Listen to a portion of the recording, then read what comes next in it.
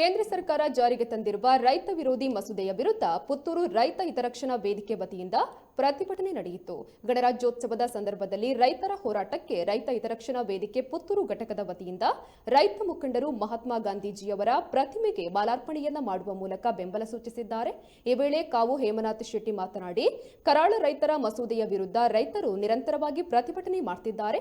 ಆದರೆ ಸರ್ಕಾರ ರೈತರ ಹೋರಾಟಕ್ಕೆ ಯಾವುದೇ ಪ್ರತಿಕ್ರಿಯೆ ನೀಡದೆ ತಾನು ಮಾಡಿದ್ದೇ ದಾರಿ ಅನ್ನುವಂತೆ ವರ್ತಿಸುತ್ತಿದೆ. ಅದೆಷ್ಟೋ ರೈತರು ಜೀವ ಕಳೆದುಕೊಂಡಿದ್ದಾರೆ.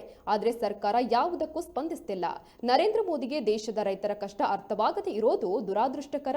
ರೈತರ ಸಮಸ್ಯೆಗೆ ಸ್ಪಂದಿಸಿ, ಇಲ್ಲವಾದಲ್ಲಿ ರಾಜೀನಾಮೆ ಕೊಟ್ಟು ಹೋಗಿ ಎಂದು ಆಕ್ರೋಶ ವ್ಯಕ್ತಪಡಿಸಿದ್ದಾರೆ.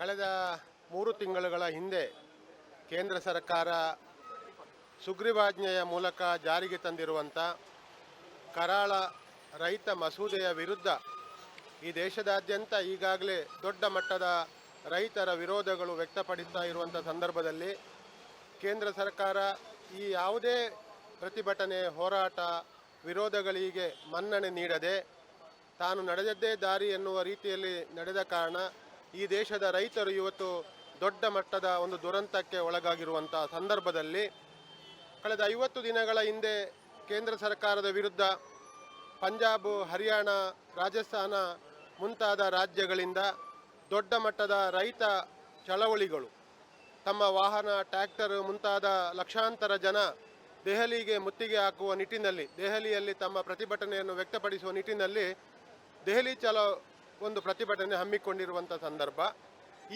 ಈ ಪ್ರತಿಭಟನೆಯನ್ನು, ರೈತ ಚಲೋ ಕಾರ್ಯಕ್ರಮವನ್ನು ದೆಹಲಿಗೆ ಅವರು ಪ್ರವೇಶಿಸದಂತೆ ತಡೆ ಹಿಡಿಯಲಾಗಿದ್ದು, ಕಳೆದ 50 ದಿನಗಳಿಂದ ರೈತರು ಮಾರ್ಗ ಮಧ್ಯದಲ್ಲಿ ಅವರನ್ನು ಬಂಧಿಸುವ ರೀತಿಯಲ್ಲಿ ಕೇಂದ್ರ ಸರ್ಕಾರ ನಡೆದುಕೊಂಡಿರುವಂಥ ಒಂದು ಕ್ರಮದ ವಿರುದ್ಧ.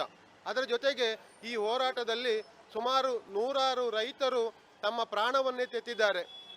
ಈ ದೇಶದ ರೈತರ ಹಿತ ರಕ್ಷಣೆಗಾಗಿ, ತಮ್ಮ ಬದುಕಿಗಾಗಿ ತಮ್ಮ ರೈತರು ತಮ್ಮ ಜೀವವನ್ನೇ ಕಳಕೊಂಡಿದ್ದಾರೆ. ಆದರೆ 100 ಸಾವಿರಾರು ಮಂದಿ ಸತ್ತರೂ ಕೇಂದ್ರ ಸರ್ಕಾರ ಇದರ ಬಗ್ಗೆ ಯಾವುದೇ ರೀತಿಯಲ್ಲಿ ಪ್ರತಿಸ್ಪಂದನೆಯನ್ನು ನೀಡದೆ ಇವತ್ತು ತಾನು ಮಾಡಿದ ಮಸೂದೆಯನ್ನು ಮತ್ತು ಸಮರ್ಥನೆ ಮಾಡಿಕೊಂಡು ಬರುವಂಥ ಕೇಂದ್ರ ಸರ್ಕಾರ, ಅದೇ ರೀತಿ ಇವತ್ತು ದೇಶದಾದ್ಯಂತ ರೈತರು ರಾಜ್ಯಗಳಲ್ಲಿ ಪ್ರತಿಭಟನೆಯನ್ನು ನಡೆಸ್ತಾ ಇದ್ದಾರೆ. ಈ ಎಲ್ಲ ಹೋರಾಟಗಳಿಗೂ ಕೇಂದ್ರ ಯಾವುದೇ ಸ್ಪಂದನೆಯನ್ನು ನೀಡದಿರುವಂಥದ್ದು ಒಂದು ರೀತಿಯ ದುರಾದೃಷ್ಟ. ಅಂಥ ದುರಾದೃಷ್ಟ ಸರ್ಕಾರ ಕೇಂದ್ರದಲ್ಲಿ ಆಡಳಿತ ನಡೆಸ್ತಾ ಇರುವಂಥದ್ದು. ನರೇಂದ್ರ ಮೋದಿ ಅವರಿಗೆ ರೈತರ ಸಂಕಷ್ಟ ಅರಿವಾಗದಿರುವಂಥದ್ದು ಈ ದೇಶದ ಒಂದು ಪ್ರಜಾಪ್ರಭುತ್ವ ವ್ಯವಸ್ಥೆಯಲ್ಲಿ ದುರಂತ ಅಂತ ಹೇಳಲಿಕ್ಕೆ ನಾನು ಇಚ್ಛೆ ಪಡ್ತಾ ಇದ್ದೇನೆ.